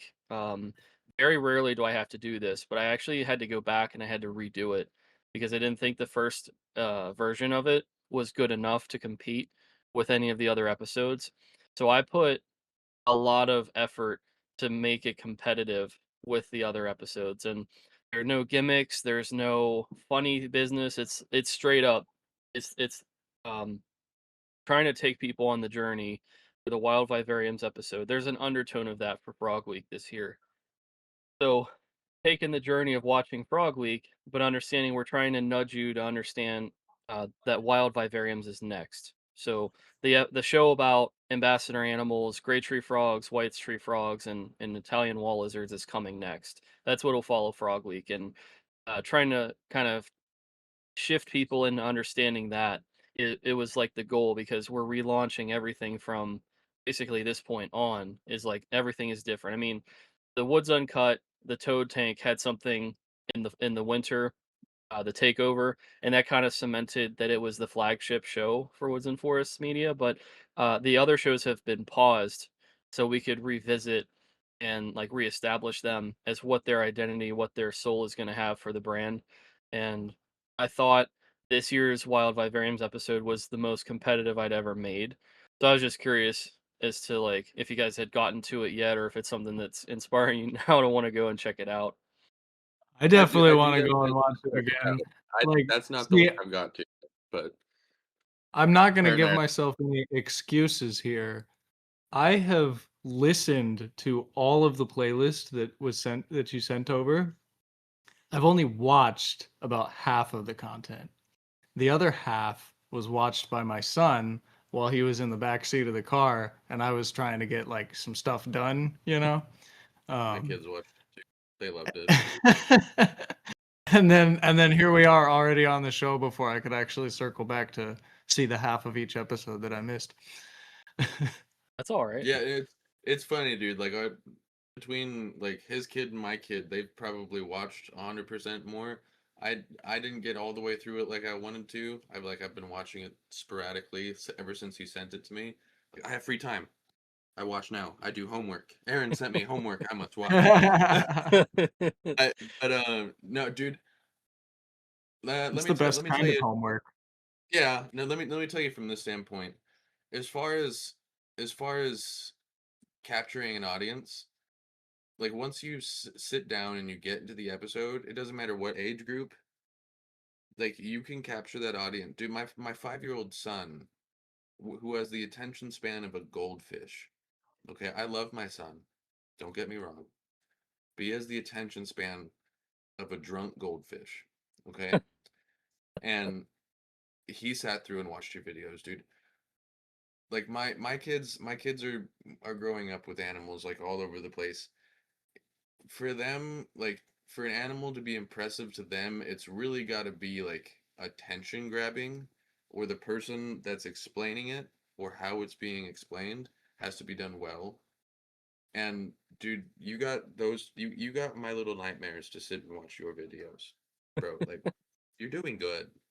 You're doing like you got my scatterbrained ass. Like when I did finally have the time to sit down and watch the episodes, I was locked in, bro. I was sitting on the back patio, and my kids be knocking on the glass window, just Dad.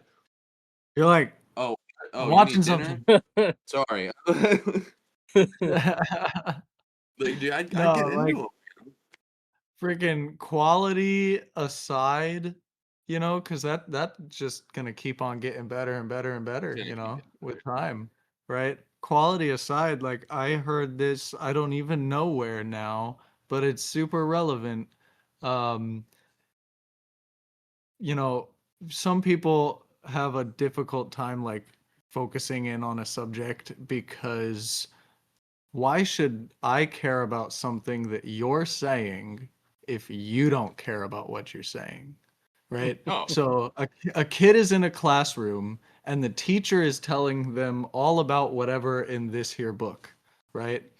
And the kid tunes out and nobody can get him to care about the matter that they're trying to teach him, and he's like already realized that, well, if you don't care about it, why should I care about it? But anytime somebody with passion about any subject, school related or not, cared about what they were saying, he was like focused in, right? And that's something that you have with your episodes, right? Is like when you capture that audience, right? That just kind of, I don't know how to explain what I'm saying anymore. I get the gist. I understand what you're Do you saying. try and say hear what I'm Yeah. saying? I think it'll be fun for you guys then too, because whenever these episodes come out, you're gonna be watching some of them like, you didn't get them early, and that might make it even more fun. Like your kids are still gonna have a few episodes that they're gonna watch that they didn't get to watch yet, and I'm really excited. We didn't even cover it at all, which it's kind of funny because it was such a push to get it into Frog Week about the Woods Uncut about Ace's tank. That's her legacy that like Ananias and Junia and Yeah. Baldwin are in right now. But uh it's been quiet this year, and it's so funny because that was like one of the big episodes, and like it's just funny because we're gonna see what happens. I'm curious to see what the market says about it too with the views and comments. But um I'm literally like we're just a few days away from like I'm gonna start putting the ants in to see if like they eat them.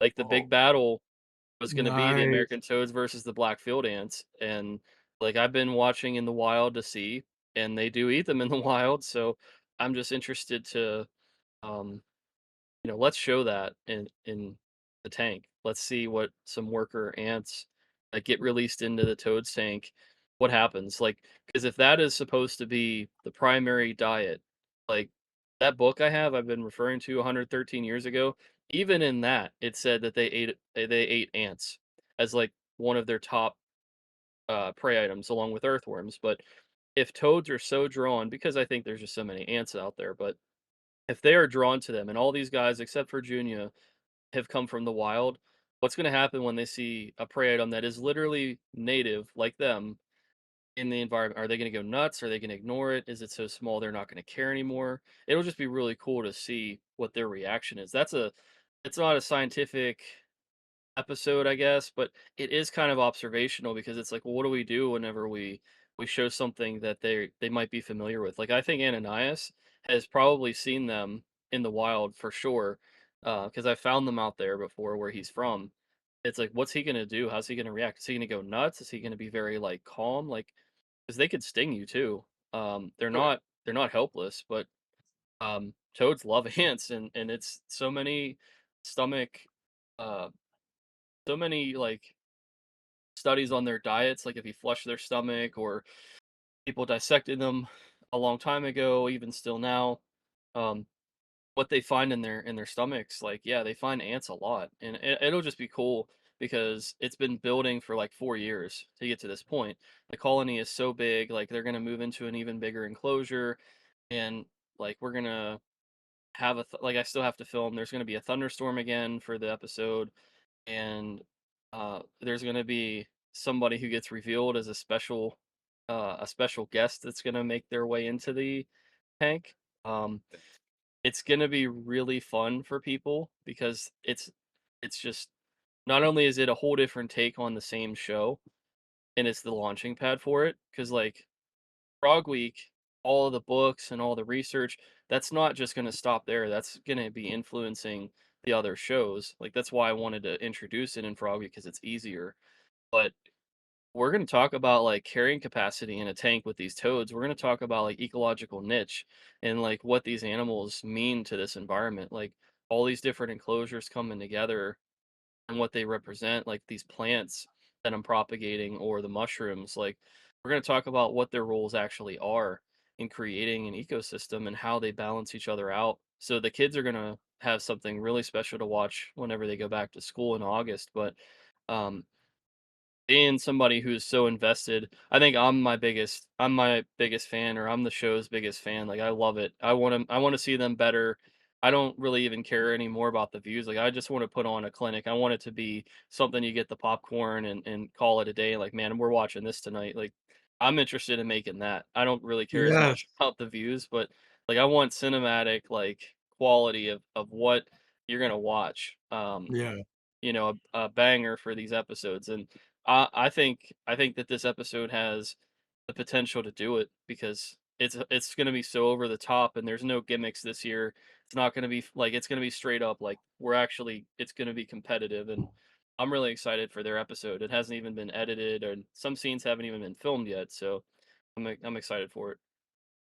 So, a quick question for you. With Shark Week, it got really, really huge. Like people would actually sit down and just call it an evening. Let's put on Shark Week. Eventually, it got to the point where it was Shark Week every week, all year long.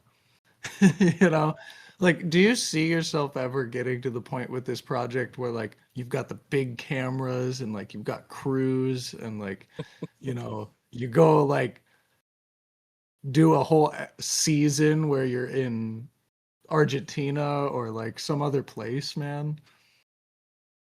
This will be interesting to talk about. So, that's funny you bring that up. I think it's going to be funny to say this, but I think a lot of the inspiration for Frog Week 2026, it really took place in like February, early January through beginning of February. I was trying to understand how like Brave Wilderness started. I was trying to understand how those guys created their brand. Like what did they actually Yeah, do? And like how did Coyote Peterson get his start and what were the cameras they used? I researched that stuff. I'm like, what did they use? Where did they go? What yeah, did they do? And I think we could definitely put together some things that would be more similar. Like I could if Animal Planet or somebody would want to cover something like that, I think it would be great. But I'll give it to you this way. I think it was Frog Week 24 or Frog Week 23. There's a media company in the UK called Plimsoll Production, and they were going to come over here and they were going to film scenes with bullfrogs, but they wanted to use Ace's tank and to put the bullfrogs in there. And I had wanted to like potentially even try to work for them or do some stuff with them. And I was trying to get it to work out where I could like do something content wise that they would yeah, use. So I'm yeah, interested, but some of the stuff that they use, like even BBC America, it's cool, but it's so over the top. Like when they did that scene with filming those frogs above the like crocodiles, they had a crane, like they had like this machine that was so big to get the camera up there and like and I saw I think how like the Tom Hanks show was where they were filming I think it was a salamander and they had a macro lens and they were like following it. Um I think some of that stuff maybe we can incorporate parts of it, but it's hard right now to say like what kind of a direction do we want Frog Week to take? Like what's the identity? Because if it becomes a mass right. production, what do we have to Yeah, sacrifice for it? And that's the only thing that I would be um the most concerned about because I want to um do that and I'd love to see it get in front of a big audience. I really want to see it make an impact in the community just as much though. So if I have to give up moving tadpoles or road rescues because we have to spend 8 hours with like a large film crew and they can't keep pace, then that's where it becomes, well, are they hurting the project or are they helping it? Because if we get one night where 30 people are in the field filming the great tree frogs, they might be all quiet because they're like, look at all these people. Like, who are you people? You know right. what I mean? Yeah, that is So true. could that influence maybe the frogs not calling as much or I'm not seeing natural behavior? Um, not that they all know me and not that I'm like some frog whisperer, but if you've been in the same location enough, they seem to be a little bit more tolerant of you and they're Yeah. willing to call knowing you're not a threat. But having Yep, 40 people with the lights and with like who knows what microphones and stuff, um, you That would know, change some things. yeah, yep. and Well, I and mean, it, heck, for the better and the worse, you know. I've got like 12 rabbits that lived under the deck, and you could have all the neighbor kids over running around, and those bunnies are just fine, right? But as soon as a stranger is walking around my yard, not a squirrel, not a rabbit, no nothing. Dead yard.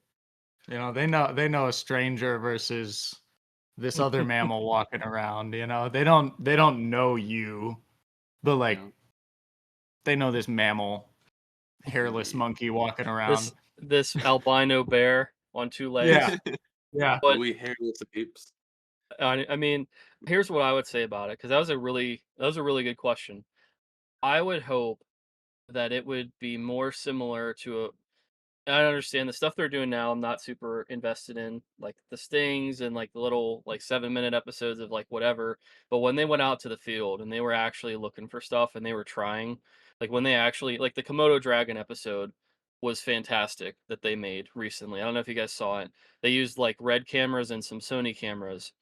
Um I thought they had a small crew. I thought that would be more similar to what I think would be a good direction for Frog Week than like what Forrest Galante had with like 30 people. Like he had to even yell at his crew, like, "Hey, like we're only taking so many of you out because at some point they can limit you." But if you have Yeah. if you have the right people, so I guess if and this wouldn't be any time in the near future, but a real like next step would be to try to go to red cameras.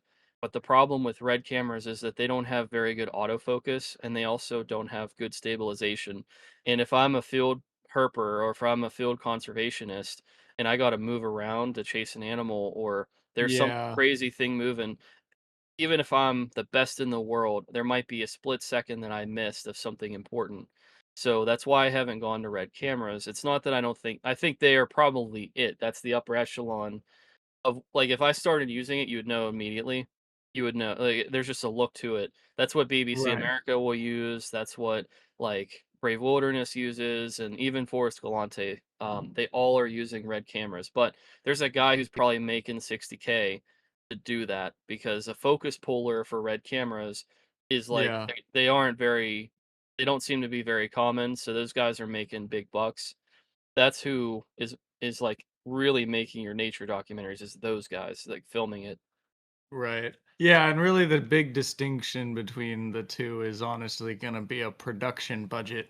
Yeah. It's not necessarily at that point about like how many guys do we send, just 3 or send everybody like there might be a crew of 30 people back at the hotel for tomorrow's shoot and tonight it's just 2 of you and the camera guy, you know. Um but like honestly, I would imagine that you would go more Survivor Man route. That's kind of what I had in my head, like where like you're the camera guy and the guy, the star and the editor, and you're like clipping it all together That's a yourself, really man. good And that is, comparison. Pretty much. Survivor Man was one of the most popular, Oh yeah. like, I despite the remember watching. fact that there was no extensive 30 guys waiting for him at a hotel or a meal waiting for him behind the camera.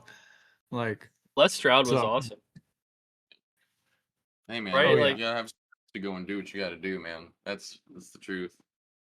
But yeah. fellas, we are the hitting OG. the magical almost 2 hour 30 minute mark, and the boss lady over there, she's giving me the eye, which means we gotta feed some childrens, and I got some animals that need water changes. I got chores to do, basically, is what I'm saying, and the boss lady's giving me the eye.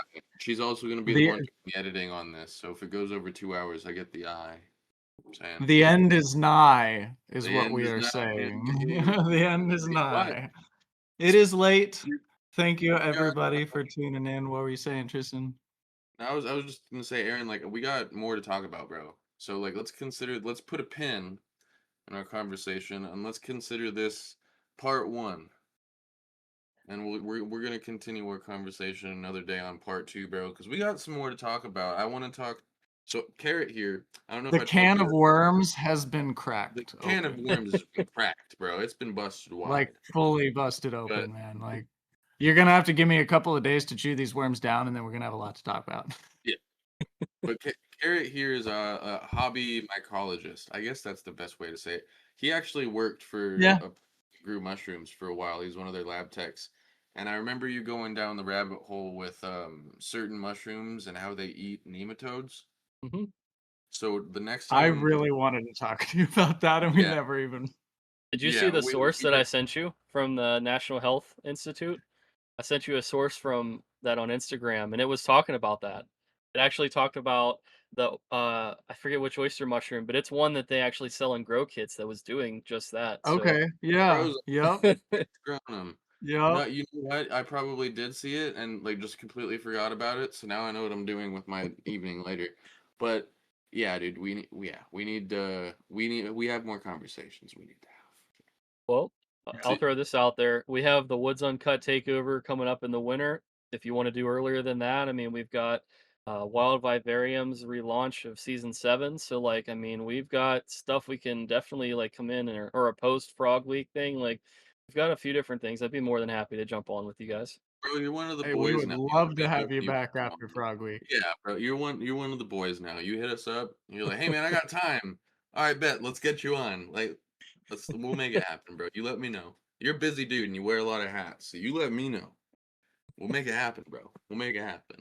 When everybody is good, I'd be more than happy to come back. I really enjoy you guys, and I want to make this a staple like every year for Frog Week. Like getting you guys in the rotation is like one of the places. Like you guys could be a fantastic outlet to share this with people because you're asking 100%. things that are so different from a lot of other places, and I think it'd be a lot of fun. And hopefully, our friends in the group chat get a chance to see some stuff too, because I think that enough of them might hopefully find it interesting. I might reach out to them, be like, "Hey guys, I'm Oh, doing bro, get this." in there more. Get in there. I want to see you in there. You got cool stuff to add. Like, bro, there's a lot of other people with podcasts in that group that want to have you on. I've talked to a lot of them about you.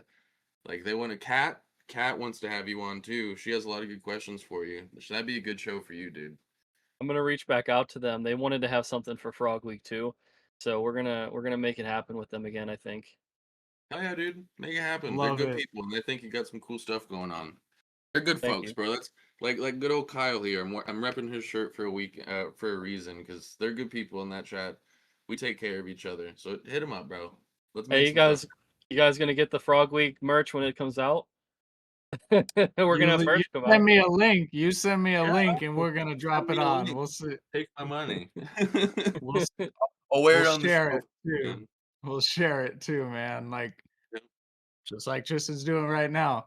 And I will consider that coming on for Frog Week next year as a bare minimum. Come Yeah, back no, sooner than Amen. that. Amen. Come that's a back bare sooner than minimum that. requirement, bro. You got an open invitation to the show whenever you're one of the boys now. So you hit us up. You send me a shirt. You can even send me a hat. Like this is one of the hats that one of my prior guests sent me. It says "Don't be a hemipene."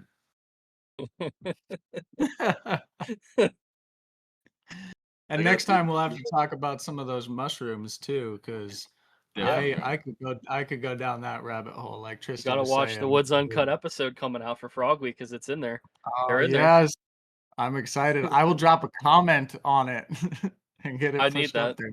there. Yes, we all do. And without further ado, you guys should all, if you haven't already, like, subscribe, leave a comment, share what you want the next topic to be, share what you loved about this topic, share something random. Indeed. We're here for it. Indeed.